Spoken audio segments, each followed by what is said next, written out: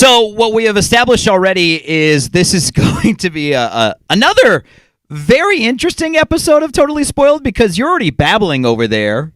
I don't even know what you're saying, so who knows what you're going to say in the middle of the podcast? That was off mic and camera. You can't hold that against me. I could have just been warming up like singers do. They do the... Is that what it is? Like, ha, ha, ha. All those things. So you're getting it out of your system? Yeah, I was just warming up. Why are you judging me so early? I don't even have makeup on this morning. It's crazy. Here's how much of a difference a week makes. Like literally 7 days ago, we were sitting here making fun of my bite and how I was hopped up on Benadryl. That was a week ago. Yeah. And then, like, everything went to hell in a handbasket. By the way, thank you for being part of the Totally Spoiled podcast. It's Brian Fink, April. And then I showed you Doctors on Demand, how you can do, like, visits. Like, literally, I'm in my production room doing a doctor's visit. Yeah, I'm still processing. Cool as hell. Yeah. But I'm still processing. That's 2018 for you. Well, I actually ended up going to urgent care on Sunday, even though... Because they put me on steroids for the... I got bit by something. I don't know what I got bit by. An unknown species, yeah, obviously. and I had an insane reaction to it, like I always do to insect bites. Well, it started blowing up more, like, on Saturday. And then Sunday, I wasn't sure, but I knew I was going to be on my foot, like, all day. So Sunday morning, I went to urgent care and, like, listen, I don't know if this is what I'm supposed to be doing. I don't know if it's... Yeah. So that was another $100 for nothing. Your but it's golf down. ball has deflated, though. It's just a little, just a little bite, just a little scab now. Yeah, so that means forever. we're in the healing process. Look at Oh that. no! Baby I mean, it's steps. completely in the healing process. I mean, my ankles are back to being the ugly ankles they are. Oh my god! Totally. Let's rip Brian Fink up this morning. We'll Feel rip him free, up. like hop on. Look I how will. veiny and oh my god! I got to show you this one. Look at this ankle. So I got hit. I don't know. Look at that! Look at that! Oh my god! That means you've got blood flowing through your veins. You're good. No, that huge bruise. Oh, that's a bruise? Yeah, that was from like that was like 4 years ago. So we were playing softball. We used to have a co-ed softball team here at the radio station, and I was shortstop. A ball came at me, hopped up at the last minute, and hit me right in the ankle. Okay. I was out for 4 to 6 weeks. 4 to 6 weeks on injured reserve. You're a walking hazard. Swear to God. You are a walking hazard. So my ankle like blew up, and it was... What had happened was the ball hit me like right at the perfect spot where like a vein or a lot of blood flows. And so the blood burst into my foot. Like my foot was all black and... I know. So, see, things are disgusting. starting to make sense. Now I know why you wear such colorful, eclectic shoes. Why is that? To deflect from your ankles. It all makes sense now. But hold on. Wouldn't the shoes bring attention to the ankles? No, because it's you're right looking there? at the shoes. Duh. Sure. Talk to me about Fashion 101. Whatever you say. But here's Good what's answer. so crazy is that I switched I switched from shortstop to pitcher. And at one point I took a softball directly off my knee. So the batter hit it. Smart move. It came right. It's not like I said, "Hey, softball, come at my knee." Yeah, but now you're the pitcher, so you've got them coming kind of straight at you. Very true. And Come on it now. literally came off the bat to my knee. Like so bad that people in the outfield thought I was dead when I went down. But here's what's so crazy. So remember, I was out 4 to 6 weeks with a like a pop-up. That's it. I wasn't even out for 1 day. Ladies and gentlemen, he's falling apart on us. He's falling apart on us. Clean up on aisle 12. That's where he's at. Just Why aisle 12? I don't know. Can't I be like on aisle 1? No. I'm bumped to aisle 12, like in the back? You can't be best at everything, all right? Man. All right. Let's spoil some TV. Not his ankles. They're already spoiled. At Brian Fink, at April on air. Thank you so much for following and subscribing to the Totally Spoiled podcast. Of course, if you watch on YouTube, thank you so much. Before getting into the Sinner, because we're 3 episodes in now, another creepy AF episode. Best episode yet, Well, in my opinion. But you haven't watched season 1. So I don't need to, all right? Just let me live. I can separate the both. We're like one episode in and you're like, best episode ever. Season 2. Best episode ever. 3. So before we get into that, I wanna play a little round of $100,000 pyramid with you. Okay? So you know how to play it, right? Sure. Okay, I can learn as I go. We're gonna pretend that you're in the winner's circle. You know what that means, right? Yes. So in the winner's circle, the contestants are there and you give clues. Yes. Okay. So you're the one giving clues to me, and I have to guess what it is. Okay? Okay. So let's say that the first square turns around, and the topic is people whose last name is Obama. Give your hints to me. What? His first. Really? You're a deer in headlights off that? He's a male, and his first No, you name got starts it. One with word. a You got to B. give words. You got to Oh. give one word. You've never watched $100,000 Pyramid? Yeah, no, you're putting me on the spot. With the spotlights and everything. Oh, Come on. president. Jesus. Okay. Maybe it's not that outrageous of what happened on $100,000 Pyramid. As April is proving that when the spotlights come on. Tacos. Tacos! Everything goes back to tacos in life. Stop. Did you see what happened on $100,000 Pyramid? No, I didn't. It was that exact situation. Tacos? Not tacos. So the contestant is in winner's circle. The first square turns around and it says people whose last name is Obama. The guy takes a second, goes, Bin Laden. Swear to God. And I mean, so obviously, social lost their minds over this. Yeah. Whoa.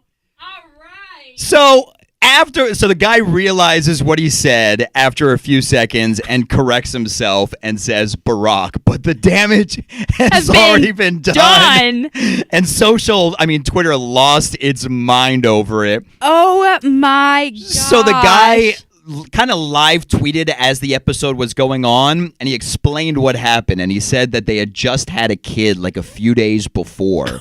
He had no sleep at all. And he's in the winner's circle, and he's thinking of what the producers say to him, which is concentrate. Blame it on parenting? Concentrate. No.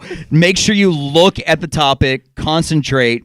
Don't say, what comes out first. Think about it because you might get confused. He said he's thinking about all this. He's had no sleep. Literally, that clue turns around. The topic turns around. And he said the first thing that popped into his mind is something that rhymes with Obama. And then what Osama had to do with Barack Obama.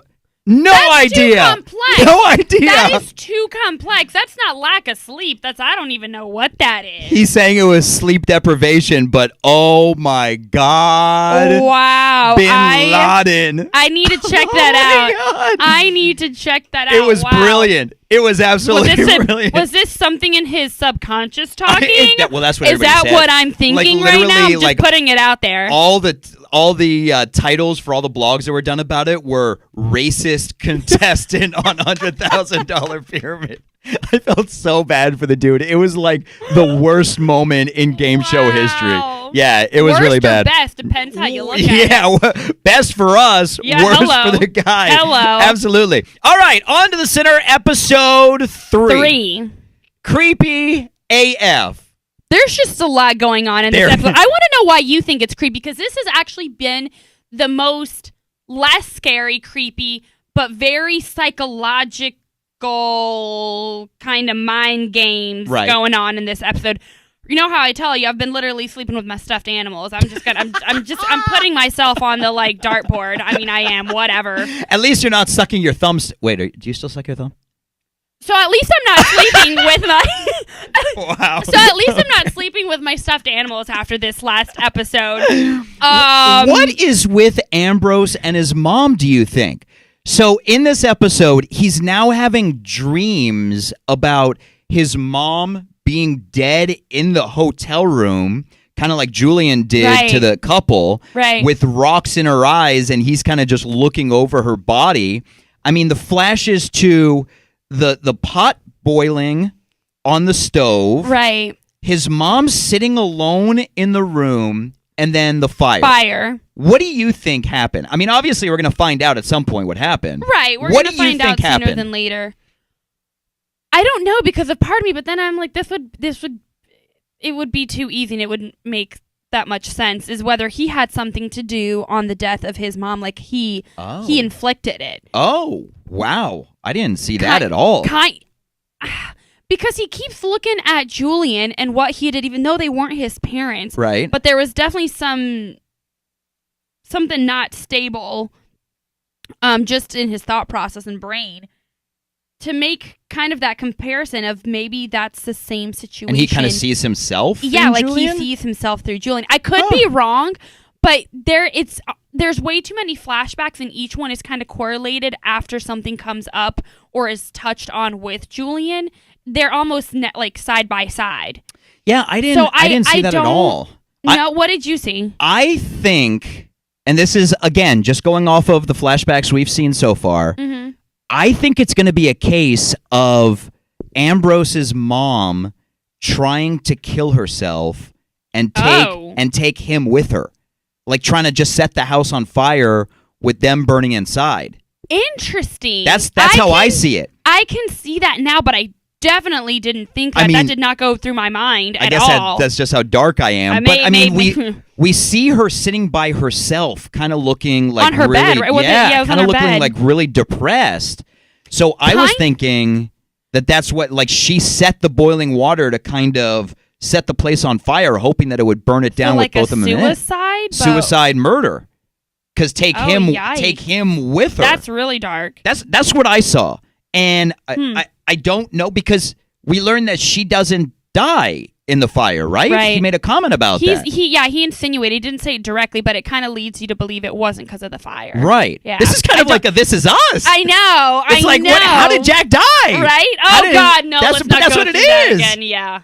Oh. I mean, we're trying to figure out how Ambrose's mom died. Yeah. Or didn't. Maybe she's not even dead. No, now I think we're getting too carried. I think she's dead. I don't know. Well, I think she's dead. Here's what we learn in episode 3. We learn that Julian is being charged as an adult. Yeah, he's getting charged as a criminal. Criminal offense, which sucks. Like seeing him like being put in the back of the police car, and here's my question with this, because I thought even under our justice system, you have to be at a certain age to even be tried. No. And you don't. No. You could be, there's juveniles that are charged as adults all the time. Now, it doesn't mean that they go, like, for example, he was put into juvie. He's not going to be put into like normal, he's going to be put into a juvenile maybe that's what I'm thinking then. Division. But no, absolutely. There are, like, kids that murder people that they're charged as adults.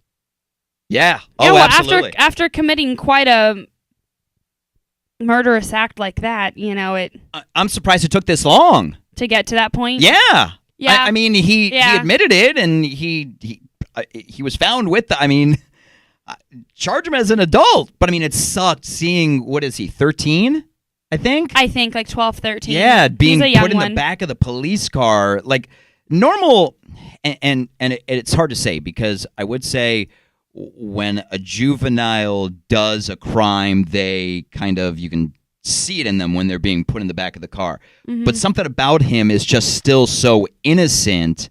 It seems like he didn't even realize. And he said it. He said that it wasn't supposed to be painful. Right. When he was killing them. He wasn't trying to inflict pain on them. Yeah. I mean, he was trying to kill them, but his idea of what death was not that. I remember, yeah. He said, it's like passing through, you pass through death, and start over again in different forms.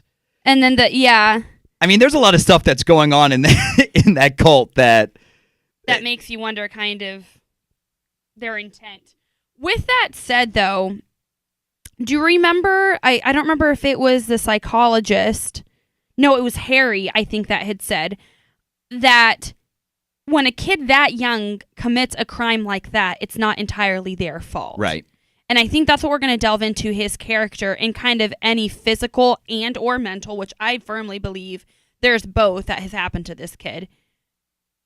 What further reasoning there was for him to do what he did. Granted, you do hear this as well, where Vera, the one that, Vera? which we'll go into that because after this episode, you find out she's not even his mom. She's not even his mom. We'll get into that in a second because that just goes, whoa. Yeah.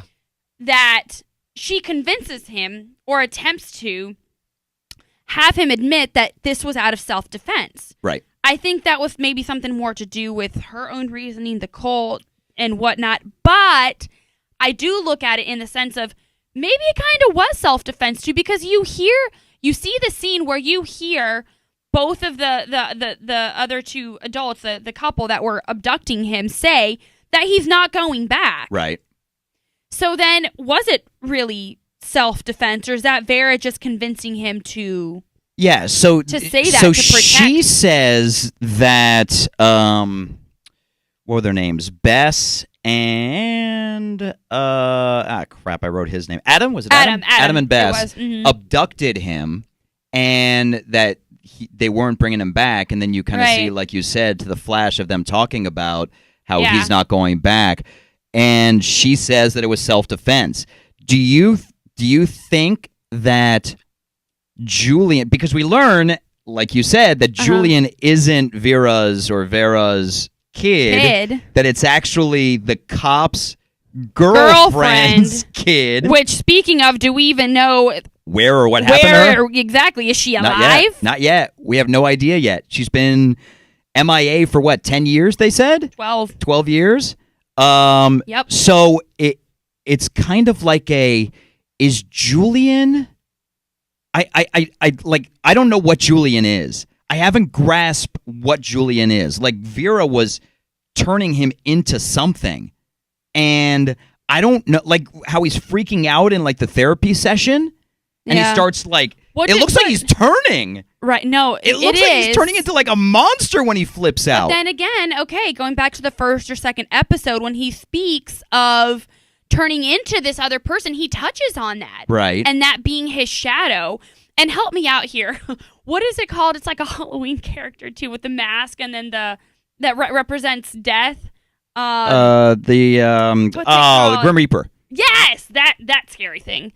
What does that have to do with anything? Because I think his shadow looks like the Grim Reaper. Oh, so the guy that's coming to him in his, or whatever it is that's coming into his dreams? Yeah, that looks like the Grim Reaper, which represents death. Which he touches on death and turning onto another person, but upon dying, not fully dying, you become another. And did you catch? Yeah, did you catch him saying that it wasn't dreams? And Vera saying no, it was dreams. Like, she's trying to like keep him on track, and he's like, I don't want to lie anymore. Right. And he was saying that it wasn't dreams. So like the shadow? Yeah. So I'm wondering if that whole thing is when he splits. Although, no. There was a scene where he was sleeping and dreaming about it, right? Right, where he kind of goes in, you see. With the heart. Yeah. The heart, the stomach, whatever, he's like, he goes into him. But one of the comments that Julian made was that, because she was talking about the dreams, and he goes, it's not dreams. And I'm tired of lying. So I was thinking that maybe it was like when he does split into this different personality, that's the split. Is when that like shadowy creature comes. That's the split right there. So it's kind of a representation of bipolar, but still in your skin and flesh, like you're cognizant of what's going on. Yeah, sort of. And that's but then I think about that scene where he was actually in bed, right, sleeping, and I don't know. This is it's very interesting. Again, going back to what I had said in one of the comments for last week. you really have to pay attention in this show. There's so much going on. Yeah, I was texting back and forth with a friend, and I was like, no, gotta wait, because there's no way, because I have to pay attention to what there's a lot. Same. Literally, I actually put my phone down for this. I've got 2 pages of notes here on one show. All right, overachiever. I've got one, but I did make notes too. Okay. But your notes are better than mine. Duh. So that's all that matters. That's all that matters. We also know that Ambrose is trying to help Julian, which maybe you're saying it's because he sees a little bit of himself in Julian. I really do think so.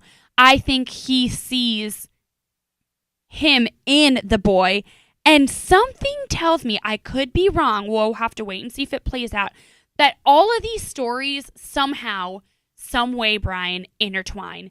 From Harry and his mom's passing to the officer and her girlfriend. Obviously, you start to kind of get a glimpse of there is already a tie-in there, because you find out towards the end that Vera is not Julian's mom. Right. So you're already kind of starting to see how one thing, one person, another character intertwines with. I feel like this is just one big, not how would I explain it? We should do the show in Spanglish. Mira, my English is not very good looking all the time, okay? I can see your brain moving. I'm thinking certain things in Spanish, but it's not coming out in English. Well, just say it. Why? No, just say it in porque tú no Spanish. entiendes nada. I'll still understand enough. See? So going on your point, I think that this whole town is intertwined with Mosswood. As we're learning I think the sheriff has a lot more to do with it. I think the cop's dad, how he's trying to get everything shut down with Mosswood, and good friends with Harry. Yeah. And you could obviously tell he was gone for years, and then he came back into the city with a lot of hesitation for the town. I think that, and the what was it? The obstetrician at the end. Oh, Dr. Poole? Oh, my God. So they learn that Julian isn't Vera's son. Mm-hmm. They figure out that it's the cop's girlfriend's son because she finds a book of hers, and Julian is underlined and circled over and over and over again, and she says that she used to do that to things that she loved, and that's how she figured it out. So they go to the obstetrician, who is, I guess, one of the only obstetricians in town, and start questioning him about Mosswood. He disappears for like 10, 15 minutes, ends up slitting his throat. Oh, my God. That was graphic. That was... So I'm guessing that there is a lot of Mosswood outside of Mosswood. Oh, absolutely. I think that... I still don't know, like, what this cult plays, though. Like, I don't know what Vera is. I don't know if she's human. Because I feel like she's one of the cult leaders. Oh, she absolutely is. But I don't know if she's human. Because did you see her reaction with the rock? Yeah. There's but a maybe scene, that was her, like, transform. I don't know. That's what I'm saying. Like, what Julian even talks about splitting. Because you know how she talks about earlier about controlling your... What was the exact wording she said? About basically Shadow with your Julian? psyche. Yeah. About bringing out the best or the truth, and that's kind of what she's trying to do. And take that with a grain of salt when she's about the best or the truth in one, because you kind of see her trying to do that with Julian, but it makes you wonder what are the ulterior motives and purposes and reasons as to what she's trying to... Well, no, she's lying about everything. She's lying about everything. Like, there is stuff going on in Mosswood that she's covering up because I think that it has a lot of, like, extra stuff to it. Like, this rock, there's a scene with her, and she's, like, in pain. Like, she's transforming into something, and then all of a sudden she's at peace. Like, just like that. She's at peace, and then touching the rock. Right. And then we see the rock in the doctor's office. That's what's really... Or upstairs in the attic. Right. And if you go back to if you backtrack a little bit to how that even came to be. So Detective Heather and Harry were going to him to get answers on the birth certificate. That all started off as in like, well, she provided the birth certificate for Julian. I mean, everything's making sense, even though they realized from there, too, there's no signing off from the father. Like, right. So that's another The father thing. Wasn't on it. Well, they were trying to figure out. Trigger. They were trying to go to the doctor to see if he was present for the birth. Which you find out he wasn't. Not. Yeah, he and just signed off like on it. And it's almost like a light switch kind of happened in his head, or flipped, which kind of led to him committing suicide. Right.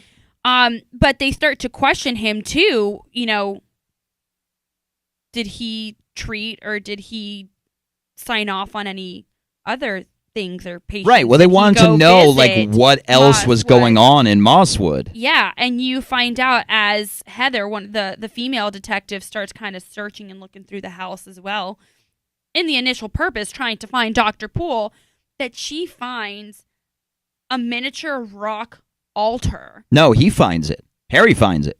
Harry finds it upstairs and calls Heather. Harry? Yeah, she's looking through like a box downstairs. Harry finds it upstairs. Says, "Hey, you need to come see something." And that's when they walk into like the attic. It's understandable. You blacked out at some point. Yeah. Listen, you're not getting sleep. It's completely understandable. Mira, my Spanish is gonna come out very soon, and you're gonna be SOL, buddy. SOL. It's completely understandable. I thought it was her, but no, yeah, Harry, you very much could be right, because she's the one that originally discovered that. Remember? Discovered what? The rock. Oh yeah, in the barn. Yeah. Yeah, I'm like, where are you going? Are you sure I'm the one not sleeping? Are you sure that's me? I'm still on Benadryl. Are we not reversing roles? I still got Benadryl and steroids in my system, so who knows? I could freak out and like throw everything on set all of a sudden. No, so Harry finds this shrine to the rock upstairs, and that's when, we kind of figure out that this rock is... that's what I'm saying. It definitely symbolizes something, and it is definitely a centerpiece to what Mosswood represents. Absolutely. We don't know yet, or we don't know fully, but that rock has something to do with it. The rock's got something to do with it. I think Julian is more of a player than we think right now, and I think that Adam and Bess, this is my thought. I think now that we know that they abducted him, kind of, but we still don't know why. We don't know why, but I think that they were taking him to kill him. That's what I think. I think that he has some, either that or they were trying to just get him out of the situation as a kid. They were trying to save him from the situation. But I don't think I believe that. And see, this is where I'm going. I'm going that they took him. I'm going that Vera, you know how he said that she can speak minds? Mm-hmm. I think that Vera told Julian to kill them. And that's why he went and got the tea. Whoa, we're getting so deep I'm telling you, that's what I think happened. Oh, I don't know. I don't think Julian was of sound mind when he did it. Well, you kind of see how frightened he looks and like oh crap, what did I do, when he starts seeing Adam, more so Bess, convulse, and he's freaking out. Right, but I think that was also more of a case of, like he said, it wasn't supposed to be painful. And when he saw them convulsing, he was like, what's happening? This isn't what was supposed to happen. They were just supposed to die peacefully, move on, and come back as something else. But I think that Julian plays some part in, without him knowing. Like, I don't think like he's like leading the cult. Right. I just think that this kid plays a bigger part in the cult than just a kid. I think it's going to get even creepier. I think it's going to get... I don't know how many episodes are left. This is 3. Right. It's saying it's a limited engagement. Right. So I don't know if there's only like 5 episodes and like please we're almost done. That to me. I don't know. Yeah, please no. Who knows? I'm at this point in the season, I'm just really curious to know the story behind his mom, and is it Marin, which we're pretty sure it is. Oh, and then is. Everything makes sense from, the obsessiveness with the name Julian, from, he being the age and born around the 9-month period of Marin being lost or, abducted or killed, who knows, from Mosswood. How crazy would it be if this turns out that Marin, is somewhat of the leader of the entire thing, and Vera is like just like a pawn of hers. Oh God! Oh my God! I'm not. I don't think that's where it went. I don't. But could you imagine? My mind would be blown. I would be like, what? My mind would be blown. Oh my God, that would be insane. There definitely has to be some importance and light shed on that though, because Julian is such a key player in this show, and I think. Yeah. Yeah. I mean, we're going to find out as it goes along. We're going to find out. And then we've got Ozark coming up. Yeah, that picks up what? August 31st, I think it drops on Netflix. And then God. 2 weeks after that, American Horror Story, the new season comes out. That's all you, buddy. Okay.